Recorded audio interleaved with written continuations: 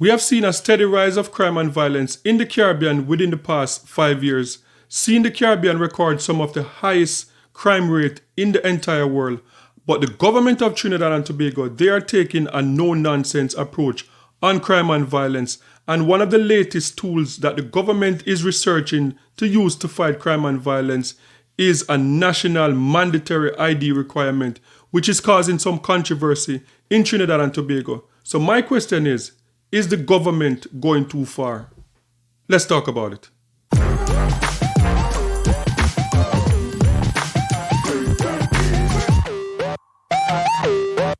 So crime and violence seem to be the number one issue facing the Caribbean region.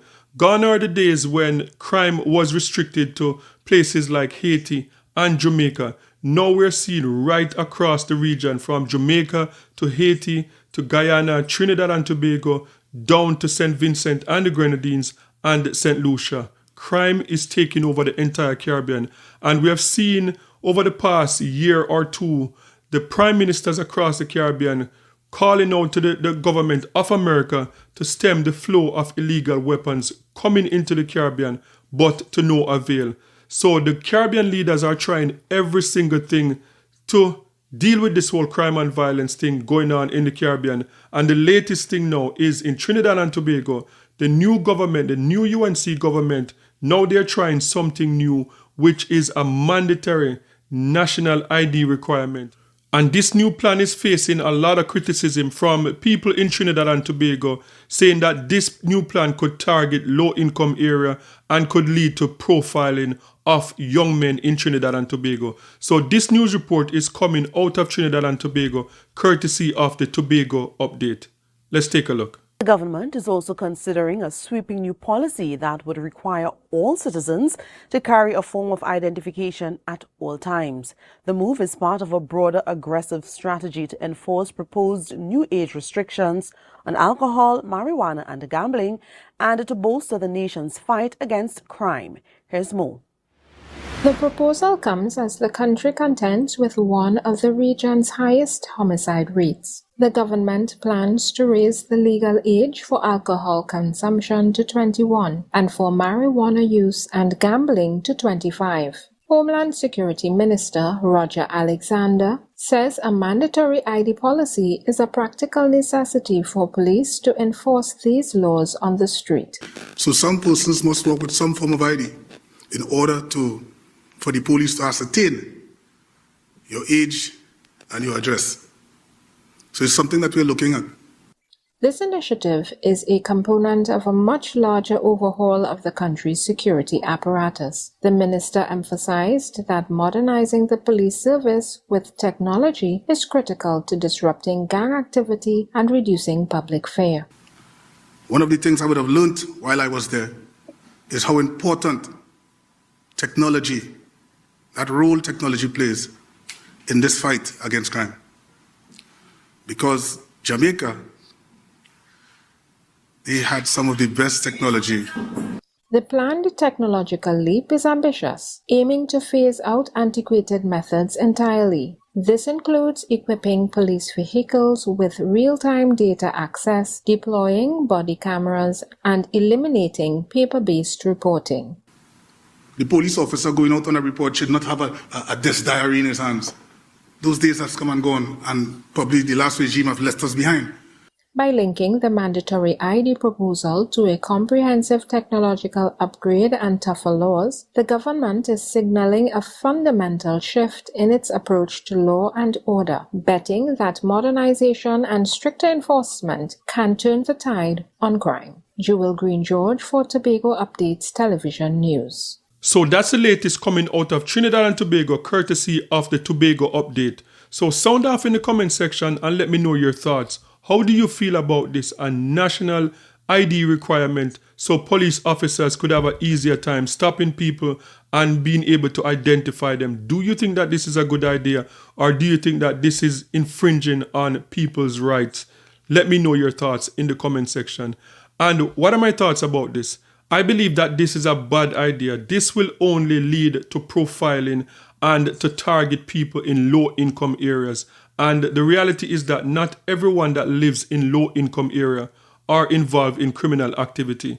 And this is not something that is new. This is a system that's been around for decades. As a matter of fact, this system was known to be used in apartheid South Africa, and that is not something that you want to associate yourself with.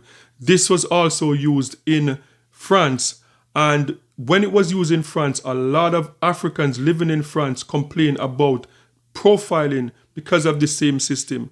The same system was also used in Canada and America. And as a matter of fact, in Canada, about 10 years ago, they have to discontinue this system because a lot of people, they recorded like 1 million people on this system, and most of the people recorded were visible minority. So this is not a good system. And just in case you're wondering what I'm talking about, here's some report coming out of Canada, and this was some report done on the same carding system, and this was about 8 to 10 years ago. Let's take a look. For Asante Houghton, random police checks were anything but arbitrary. He feels police have singled him out since the age of 13 because of his race. It was something that would often happen to me when I was walking to and from school, that sort of thing. Sometimes outside my house where I was growing up, I'd be stopped by officers. They'd ask, what are you doing here? Who are you, your name? And they'd be very confrontational. That's why in 2016, Ontario brought in regulations that all but banned carding. Street checks were seen to be a manifestation of racial profiling. Today, the Ontario Appeal Court judge assigned to review the regulations said they are unnecessarily confusing, but ending carding was the right thing to do. I found that random carding had a very minimal role in detecting or deterring offenders or reducing crime. Tulloch says he's heard people try to make a link between the ban on random police checks and last year's spike in Toronto's murder rate. He says the facts don't support that. In 2017, the first year that the regulation was in force, Ontario had the second largest decline in homicides among the provinces in Canada. Tulloch says there's still a place for properly conducted legal street checks during an investigation or if police suspect a crime is about to be committed. Stops must be based on more than a hunch or spidey sense. The representative of Toronto's frontline officers agrees. I don't see any benefit to any policing process that is random and arbitrary. Street checks, however, done as an investigator in a lawful, proper way, there is a value to an investigative technique. Still, Ontario's PC government promised to unshackle police forces from the previous government's regulations. In a statement today, it committed that any new regulations would recognize that racism and discrimination have no place in policing. Ron Charles, CBC News, Toronto. Ontario isn't the only province moving to address carding. Saskatchewan police adopted rules preventing what it calls contact interviews last year. Nova Scotia has introduced legislation to ban the practice. BC is also expected to adopt new standards this year. Edmonton Police released a 300-page report last year, but Alberta hasn't adopted changes so far. Okay, so that story was coming out of Ontario, Canada, and that was roughly 10 years ago. And it took a lot of civil rights lawyers to fight to get this program discontinued. And as I said, this is a program that disproportionately target low-income areas, and a lot of Black Canadians were targeted based on this system. And let me just break it down to you how this system used to work in Canada, how this system used to work in America, and also in apartheid South Africa. So this, if you live in Trinidad and Tobago and you live in a middle class or upper class community, you would never be affected by this. A police officer would never dare to stop you if you live in an upper class society in Trinidad and Tobago and to ask you for your ID. Never happened.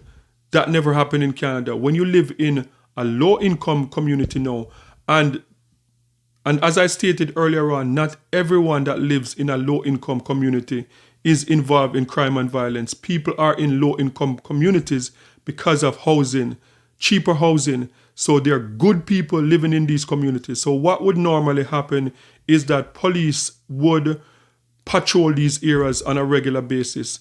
And just say now, like, you are a young man working at KFC or McDonald's and you're working a night shift, and you're coming home from work in the night, and you take the bus and you're walking to your home, police passing and they see you, the police will just stop you, take your ID, go in the police vehicle, put it in the system, and then when that is in the system now, you as a young man, now you are there's a term used called known to police. So the term known to police in a lot of cases was seen as a first offense.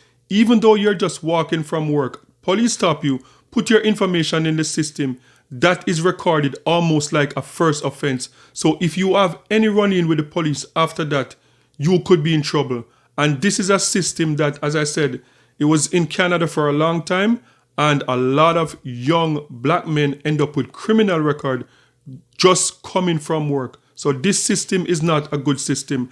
And even for decades, using this system and with extensive research about the carding system, there were no proof that the carding system helped to stem the flow of crime and violence. Because the reality is that if a criminal is going out with a gun to try and to hurt someone or to rob someone, that criminal is not walking with an ID, and that criminal is not going to stop for the police officers. So more than likely, the people that get stopped, harassed, and searched are hardworking people just going to work, living their normal life.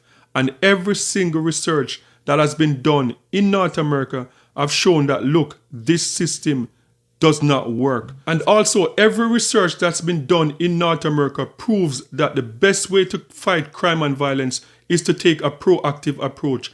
Because most crime and violence anywhere in the world, in North America, in the Caribbean, when you do the research, when you look at all the extensive research, like in America has they do a lot of research. And when you look at the prison system, up to 90% of men in the prison come from a single parent home, no father in the home. So these are things that we need to work on in terms of need to be proactive to fight crime and violence in the Caribbean. And crime and violence in Trinidad and Tobago did not just show up overnight. This thing took years to get to this point in Trinidad and Tobago. Everywhere in the Caribbean, this took years. So I believe that the best thing that the government can do now, yes, fight the crime that's there and take some proactive approach in terms of fixing some of these systemic things that is happening within the Caribbean.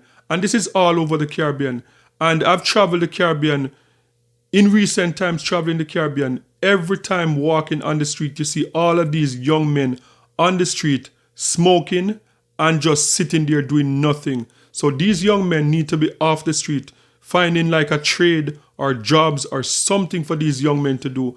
And I believe that that is the best way to fight crime and violence. But I think this whole carding system would do more damage than good. And that is just my opinion. So guys, sound off in the comment section and let me know your thoughts on this one. And don't forget to like, share, and subscribe for more amazing content. And remember, peace. I'm out.